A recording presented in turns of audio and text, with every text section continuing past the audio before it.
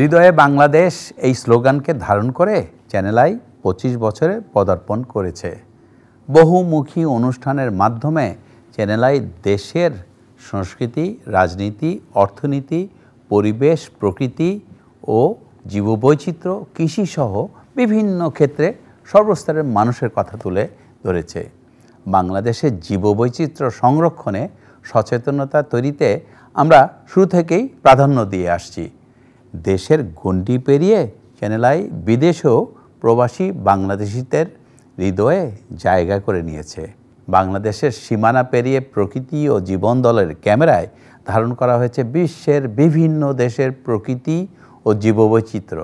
Channel আইয়ের ২৫ বছর পদার্পণের শুভক্ষণে প্রকৃতি ও জীবন দলের বিশেষ আয়োজন অ্যাডভেঞ্চার অ্যারাউন্ড দ্য ওয়ার্ল্ড।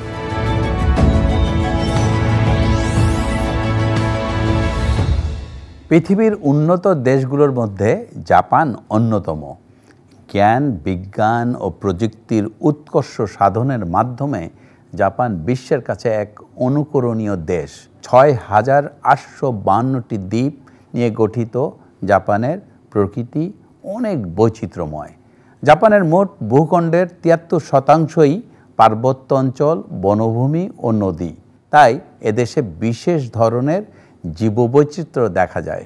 এখানকার উদ্ভিদ ও বন্যপ্রাণী সংরক্ষণের উদ্দেশ্যে বেশ কিছু এলাকা রয়েছে। চলুন দেখে আসি জাপানের কিছু দর্শনীয় প্রাকৃতিক জায়গা ও সেখানকার জীববৈচিত্র্য।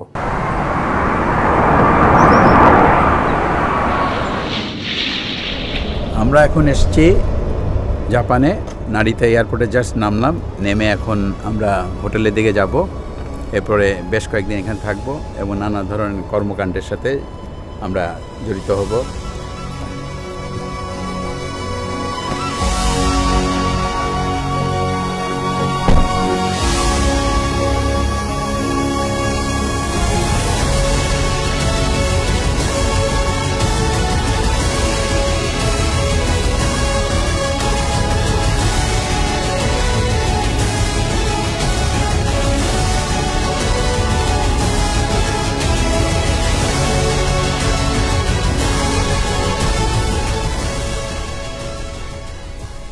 আমি দাঁড়িয়ে আছি ৫০ তলার উপরে একটি বিল্ডিংয়ে এবং এখান থেকে এই যে সুন্দর একটি পার্ক দেখা যাচ্ছে, এটার নাম হচ্ছে মিহামি পার্ক। এবং এই মিহামি পার্কের আশেপাশে প্রচুর বিল্ডিং, বড় বড় হাই রাইজ বিল্ডিং, যেখানে সমুদ্রের পাশেই কিন্তু খেলার জায়গা। আসলে ছেলে মেয়েদের ব্যাপার কিন্তু সবসময় মাথায় রাখতে হয়, কারণ তারাই কিন্তু ভবিষ্যৎ আমাদের। তাদের মেন্টাল যে স্বস্তি বলি, ফিজিক্যাল যে অ্যাক্টিভিটিস বলি, সেটা কিন্তু এই খেলার মাঠ ছাড়া উপায় নেই। পাশাপাশি এই গার্ডেনে কিন্তু আমাদের মতন যারা বয়সী অথবা যারা মধ্যবয়সী অথবা যারা ইয়াং, তারাও কিন্তু এখানে ঘুরে বেড়াবে এবং এখানে কিন্তু জলাশয়ের ব্যবস্থা আছে। সব কিছু মিলিয়ে একটি পরিবেশ বান্ধব একটি জায়গা। এই ধরনের প্রচেষ্টা আমরা বাংলাদেশে পূর্বাচল, সেখানে কিন্তু এই ধরনের কথা চিন্তা করতে পারি আমরা। পাশাপাশি অন্যান্য বড় শহরেও এই ধরনের জায়গা কিন্তু করা উচিত, এবং না করলে কিন্তু একটা সময় যখন ভবিষ্যতে আমাদের এই ইয়াং জেনারেশন বড় হবে, তখন কিন্তু তারা মাঠও পাবে না এবং নিঃশ্বাস নেওয়ার জায়গাও পাবে না। আমরাই এখন সেই ব্যাপারটি উপলব্ধি করছি, আমরাই কিন্তু নিঃশ্বাস নিতে পারি না ঢাকা শহরে। তো সব কিছু মিলিয়ে একটি কথা, পরিবেশ প্রকৃতি, এটাকে মাথায় রেখেই উন্নয়ন করতে হবে। পরিবেশ প্রকৃতি ভালো থাকলেই আমরা ভালো থাকব, আমাদের ভবিষ্যৎ প্রজন্ম ভালো থাকবে, আমাদের দেশটা ভালো থাকবে।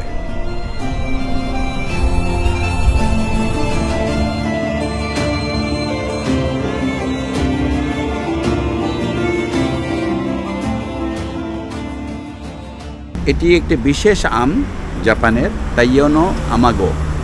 এই আম খুবই এক্সপেন্সিভ এবং খুবই সুস্বাদু একটি আম।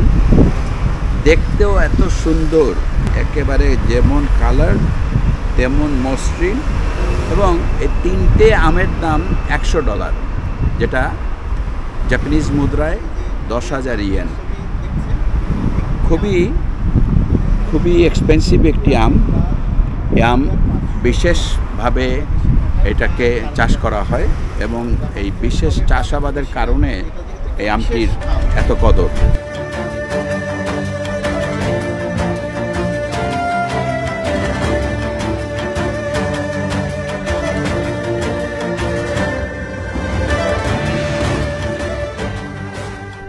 আমি এখন সুমিদা রিভারের পাশ দিয়ে যাচ্ছি। এখানে যেই ব্রিজ এবং ফ্লাইওভার করে নিয়ে গেছে রাস্তাটা, তার পাশেই এই নদীটা। নদীর পাশে সবচেয়ে লক্ষণীয় একটি ব্যাপার সেটা হচ্ছে যে খেলার মাঠ। আমরা ছোটবেলায় এক সময় ঢাকা শহরে আশেপাশে যে বিল ঝিল ছিল তার পাশে কিন্তু এরকম মাঠ ছিল, গ্রামে তো ছিলই, তা কিন্তু আজকে আর আমরা দেখি না, হারিয়ে গেছে। সবচেয়ে বড় কথা হচ্ছে যে শরীর চর্চা বলি অথবা শরীরকে ভালো রাখা বলি, খেলাধুলার বিকল্প নেই। এবং শুধু যে শরীর ভালো থাকবে তাই না, কিন্তু এর পাশাপাশি মানসিক বিকাশটাও কিন্তু ভালো হবে যদি এই ধরনের ব্যবস্থা থাকে।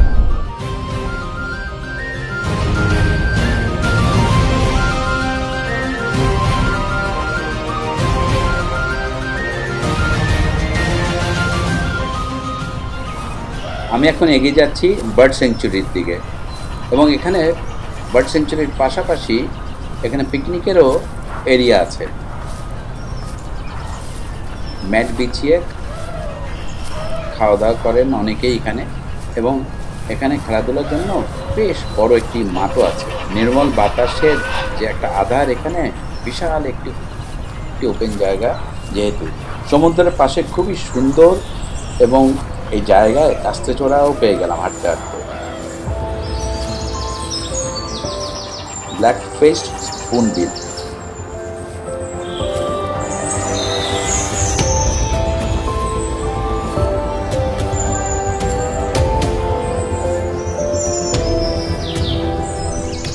বার্ড স্যাংচুরির পাশ দিয়েই একটা সরোবর চলে গেছে, পাথর দিয়ে একটা ন্যাচারাল একটা পরিবেশ করা হয়েছে যাতে পাখিগুলো এসে এখানে পানি পান করতে পারে। আর এ পুরো জায়গাটিকে সুন্দর বনের আবহাওয়া সৃষ্টি করা হয়েছে। পাশাপাশি বেশ কিছু জায়গায় বড় বড় পাখিও রয়েছে।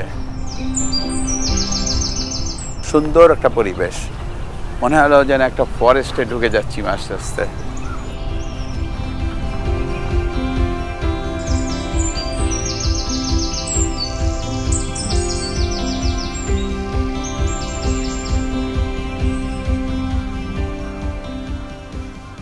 এই বনটার পাশে একটা বিশাল খোলা মাঠ।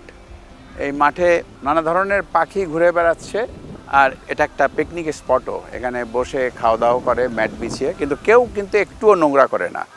এই যে পরিবেশ বান্ধব ব্যাপারটি, একটা জায়গায় এসে পরিবেশকে নষ্ট না করা, এটাই হচ্ছে বিরাট একটা ব্যাপার, যেটা আমরা বাংলাদেশে কিন্তু এরকম একটা সুন্দর সবুজ চত্বর রাখার ব্যাপারটা কিন্তু আমাদের কাছে একটা স্বপ্ন। তো সেটাই এখানে জাপানে দেখতে পাচ্ছি।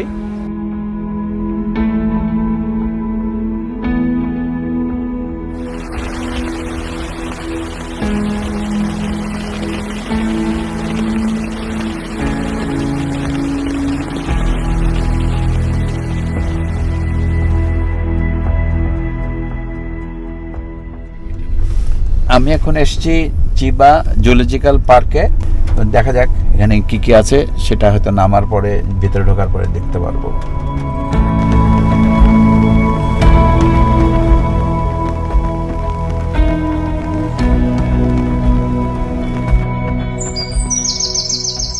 এখানে কিছু পাখি আছে এভিয়ান অ্যান্ড অ্যাকুয়াটিক জোনে, আর এখানে small animal zone, observation desk, main হল, এবং এখানে সাভানা জোনে হাতি এবং অন্যান্য বড় প্রাণীগুলো আছে।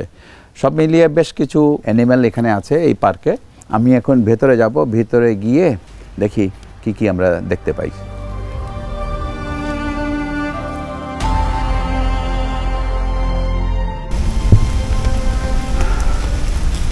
এখানে এই অবয়বটা লোহা দিয়ে করে এটাকে বানানো হয়েছে, জিরাফের অবয়ব।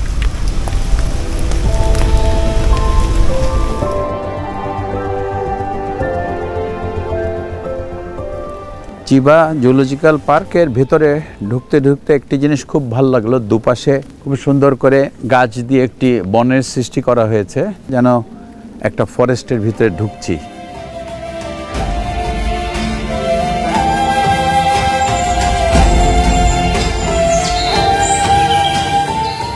নাম না জানা একটি ফুলের বেড এখানে, আর কিছু বাঁশ গাছ এখানে আছে। পান্ডার মূল খাবারই হচ্ছে গিয়ে বাঁশের কচি ডগা এবং পাতা, এবং সে এই খাবারটাকে সবচেয়ে বেশি পছন্দ করে, সেটাই খায়। লেসার পান্ডা, এই পান্ডাটা সচরাচর আমরা যেই পান্ডা সাদা কালো দেখি সেরকম না, একটু অন্যরকম, লালচে এবং সাদা। একটা ঘুমাচ্ছে ওখানে, আরেকটা এখানে ঘরের ভিতরে ঢুকে গেল এইমাত্র। তো বিকেল হয়ে গেছে, সুতরাং ওদের আসলে এখন ঘরে ফেরার পালা। দেখি সাভানা জোনে কি কি প্রাণী আছে।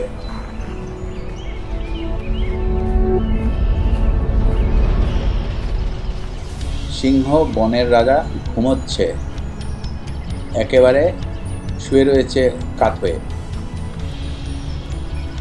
জেব্রা হেঁটে বেড়াচ্ছে, উট পাখি, জিরাফ হেঁটে বেড়াচ্ছে এই দিক সেদিক।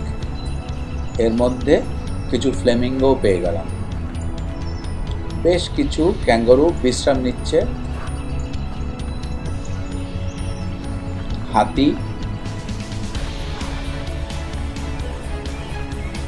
হায়না এবং চিতাবাঘ, এরা একটু একটা ক্লোজ এনক্লোজারের মধ্যে আছে। তাপির ঘুরে বেড়াচ্ছে পানির মধ্যে। আমেরিকান বিভার, খুব সচরাচর এই প্রাণীগুলো সব জায়গায় দেখা যায় না, বিশেষ বিশেষ দেশের প্রাণীগুলো।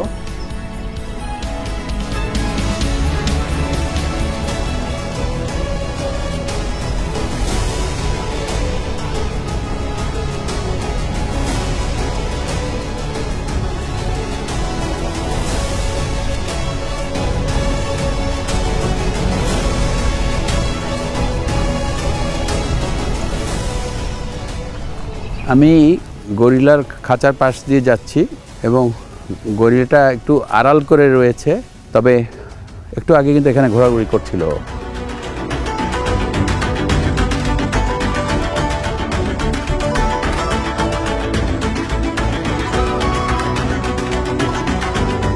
পুরো পার্কটি ঘিরেই কিন্তু নানা ধরনের গাছ, নিচু উঁচু মিলিয়েই কিন্তু টোটাল জুলজিক্যাল পার্কটাকে তৈরি করা হয়েছে। টিপ টিপ বৃষ্টি পড়ছে, বৃষ্টিতে হাঁটতে মজাই লাগছে। খুব একটা মানুষজন নেই এই পার্কে বৃষ্টির কারণে। আসলে নান্দনিকতার শেষ নেই। আমরা পরিবেশ প্রকৃতিকে যদি ফুটিয়ে তুলতে চাই, এইভাবে নানা জিনিস দিয়ে কিন্তু আমাদের সেটাকে তুলে ধরতে হবে।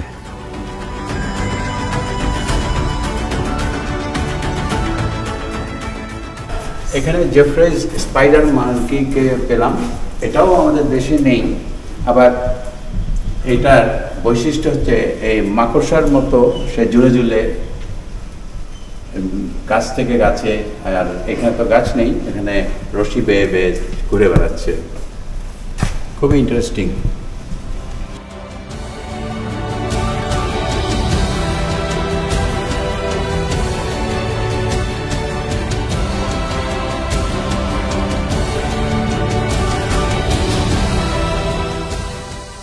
রাফেট লেমুর, 4টি রাফেট লেমুর এখানে, কালো এবং সাদা। চোখগুলো বেশ অন্যরকম, বানর কিন্তু অন্য জাতের বানর।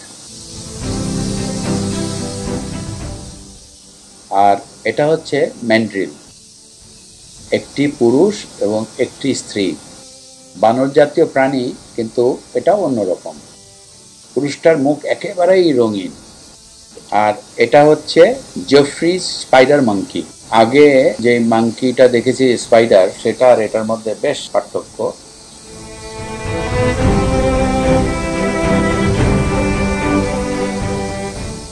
ও আমাকে দেখে খুব উকি ঝুঁকি মারছিল।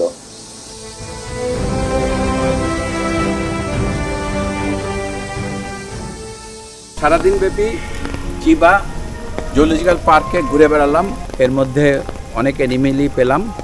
আর শেষ যেই জায়গাটি এসে দাঁড়িয়েছি এটা হচ্ছে গরিলারই আরেকটি বাসস্থান।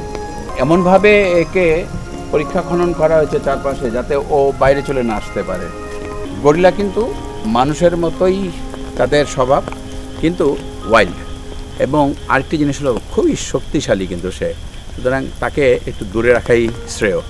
তা আজকে সারাদিন ঘুরে ঘুরে একটি জিনিস যেটা মনে হয়েছে যে এই যে পরিবেশ বান্ধবভাবে এবং ন্যাচারাল একটি জু যে হতে পারে তার প্রমাণ হচ্ছে চিবা জুলজিক্যাল পার্ক। সুতরাং আমরাও কিন্তু ভাবতে পারি বাংলাদেশে এই ধরনের গাছপালা এবং নানা ধরনের অ্যাক্টিভিটিস দিয়ে, এবং সেটা যেন পরিবেশ বান্ধব হয় এবং মানুষ যেন স্বস্তির নিঃশ্বাস পায় ওখানে এসে। আজ এখানে একটি কথাই, যে পরিবেশ ভালো থাকলে, প্রকৃতি ভালো থাকলে, প্রাণীগুলো ভালো থাকলে আমরাও ভালো থাকবো।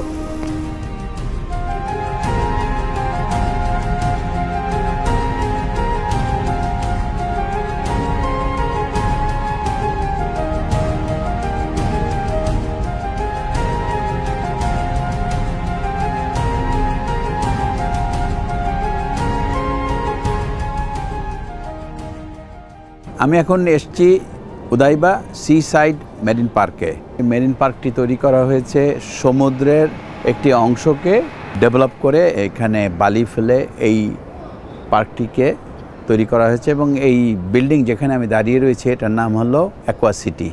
এখানে সবচেয়ে বড় যেই ব্যাপারটি হচ্ছে এখানে নানা ধরনের স্থাপনা হয়েছে। এই যে ব্রিজটা দেখতে পাচ্ছি এটাকে বলা হয় রেইনবো ব্রিজ। আর এইখানে মানুষ আসেন বুক ভরে বাতাস নেওয়ার জন্য। আসলে এত সুন্দরভাবে টোটাল জায়গাটাকে ম্যানেজ করা হচ্ছে, পরিবেশ বান্ধব যে কথাটি আমরা বলি সেই রকম, এবং গাছ লাগানো হয়েছে অনেক। 1990 সালে এই স্থাপনাটা হয়, এবং মাঝখানে আবার সমুদ্রের কিছু আইল্যান্ডও করা হয়েছে যেখানে গাছ লাগানো হয়েছে এবং ঘাস লাগানো হয়েছে। তো সব কিছু মিলিয়ে এটা একটা পরিবেশ বান্ধব একটি ব্যবস্থাপনা, যেটা খুব বেশি দরকার জীবনে।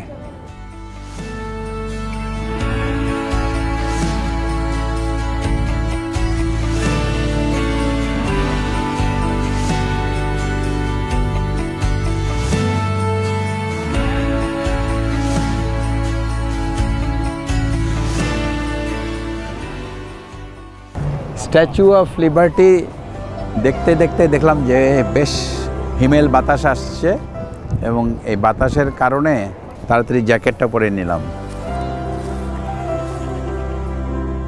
এখানে হোটেল এবং এখানে যে মার্কেট তার পাশেই এই সবুজের সমারোহ এবং স্ট্যাচু অফ লিবার্টি এবং সমুদ্রের ক্রিক যেটা এখান থেকে দেখা যাচ্ছে, এবং এখানে বেশ কিছু বোটিংও হচ্ছে।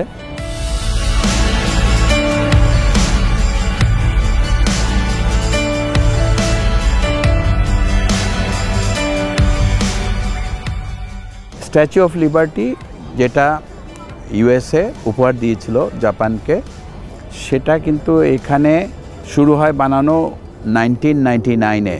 ব্রোঞ্জের অরিজিনাল যে স্ট্যাচু অফ লিবার্টি তারই রিপ্লিকা এটা, এবং এটা কমপ্লিট হয় ডিসেম্বর 2000-এ, এবং তারপরে এটাকে এখানে স্থাপনা করা হয়। এবং সেই নিউ ইয়র্কের স্ট্যাচু অফ লিবার্টিও কিন্তু উপহার হিসেবে দেওয়া হয়েছিল ফ্রান্স থেকে নিউ ইয়র্কে, আর এটা ইউএসএ থেকে দেওয়া হয়েছে জাপানকে বন্ধুত্বের নিদর্শন স্বরূপ। এটা একটা বলতে পারি হ্যাপেনিং প্লেস, এবং যার কারণে এখানে অনেকেই আসেন।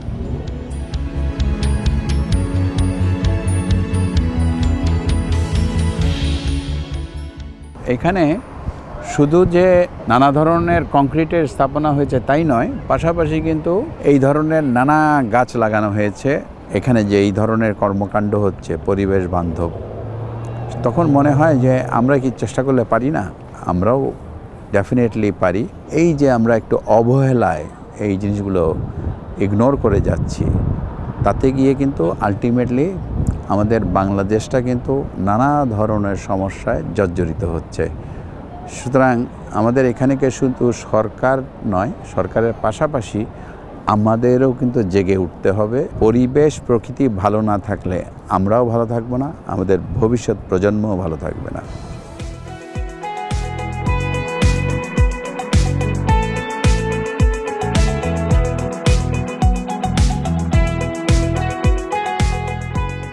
উদয়বার সন্ধ্যা নেমে এসছে এবং রেইনবো ব্রিজটা কালারফুল হয়ে গেছে এবং এই যে চারিপাশে যে বাড়িগুলো টোকিওর, সেগুলো এত সুন্দর লাগছে কারণ লাইট জ্বলে উঠাতে, আর বোর্ডগুলোও সব লাইট জ্বালিয়ে দিয়েছে।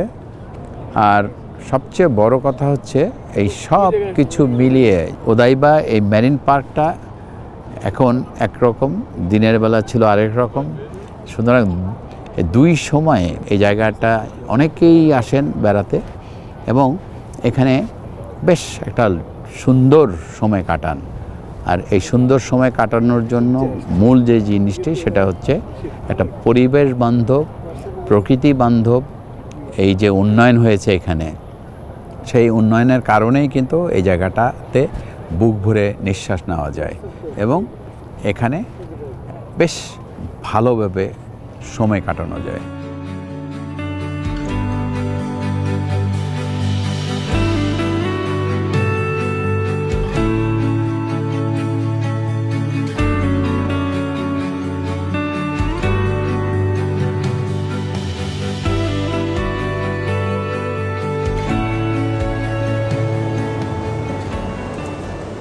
এখন অ্যাকোয়ালাইন এক্সপ্রেসওয়ে দিয়ে যাচ্ছি এবং এই টানেলটা 14 কিলোমিটার লম্বা এবং পাশাপাশি এটা 9 কিলোমিটার। এটা সাগরের নিচ দিয়ে চলে গেছে, বেশ প্রশস্ত এই টানেলটা এবং চারিদিকে বেশ ভালো লাইটের ব্যবস্থা এবং ভেন্টিলেশনের ব্যবস্থা আছে। আমরা যে জায়গায় গিয়ে পৌঁছবো এই টানেলের শেষে, সেই জায়গাটির নাম হলো ওমিওতারো, যার মানে হচ্ছে সমুদ্রের ঝিনুক। আমরা টানেল থেকে বেরিয়ে গেলাম এবং এখন পার্কিংয়ে চলে যাচ্ছি।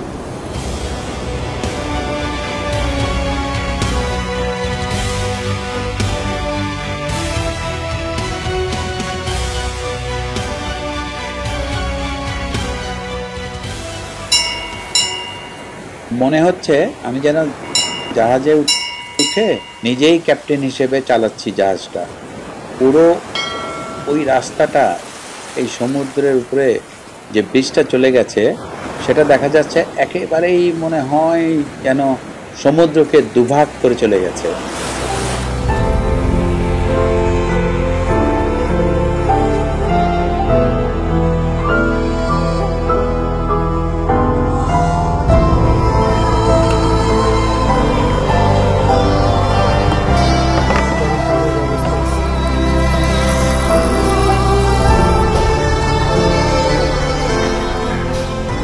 আমরা একটি অথেন্টিক জাপানিজ সুশি রেস্টুরেন্টে এসেছি, যেখানে আমরা সমুদ্রের মাঝখানে যেই পার্কিং, সেই পার্কিংয়ের একটি রেস্টুরেন্ট এবং এখানে লাইন করে একটা খাবার যাচ্ছে এবং আমরা কিছু অর্ডার দিলাম ওখান থেকে। আর এই গ্রিন টিটা এত সুস্বাদু, মানে আমি চুমুক দিয়ে একেবারে অভিভূত। এই গ্রিন টিটা যেটা এখান থেকে নিল একেবারে fresh and very tasty, really good. এর মধ্যে আমাদের কিছু খাবার চলে আসছে, তো এই খাবারগুলো আমরা এখন খাবো।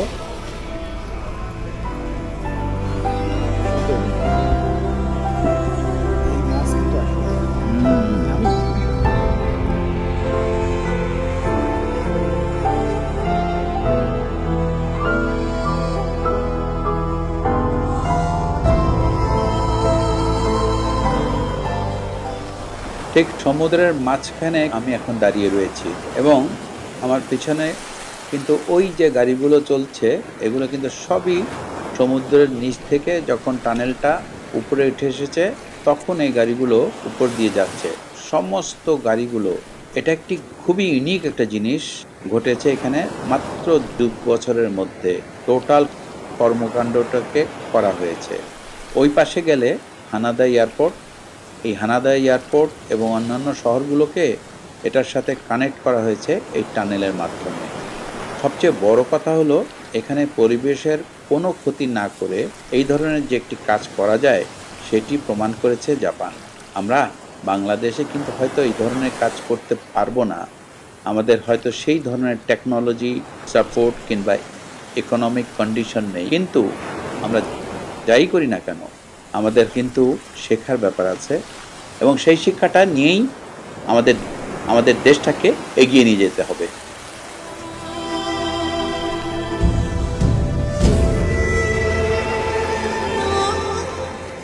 টোকিওর ওই মাথার থেকে নিয়ে 14 কিলোমিটার ব্যাপী এই টানেলটা এবং 9 কিলোমিটার সমুদ্রের নিচে দিয়ে এসছে এবং এই যে ব্লেডটা এটা দিয়েই সে টানেলের যে মাটি সমুদ্রের নিচে যে কাটার সেটারই একটি অংশ এখানে রাখা হয়েছে। এবং এখানে যে ব্যাপারটি সবচেয়ে লক্ষণীয় সেটা হচ্ছে গিয়ে এখানে যে জলজ প্রাণী তাদের কোনো অসুবিধা না ঘটিয়ে এখানে যে সমুদ্রের যে প্রবাহ সেখানে কোনো রকম বাধা সৃষ্টি না করে এবং এখানের চারপাশে যাতে কোনো ধরনের ভাঙন না হয় সেটা মাথায় রেখে এই টানেলটা কি তৈরি করা হয়েছে।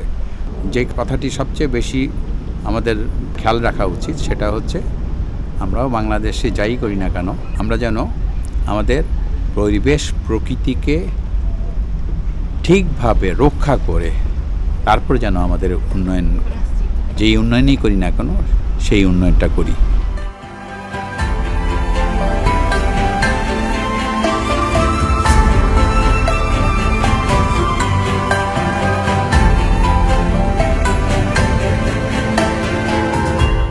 সুধী দর্শক, জাপানে সফলভাবে পরিবেশ ও জীববৈচিত্র্য সংরক্ষণে বিভিন্ন ধরনের কার্যক্রম চলছে।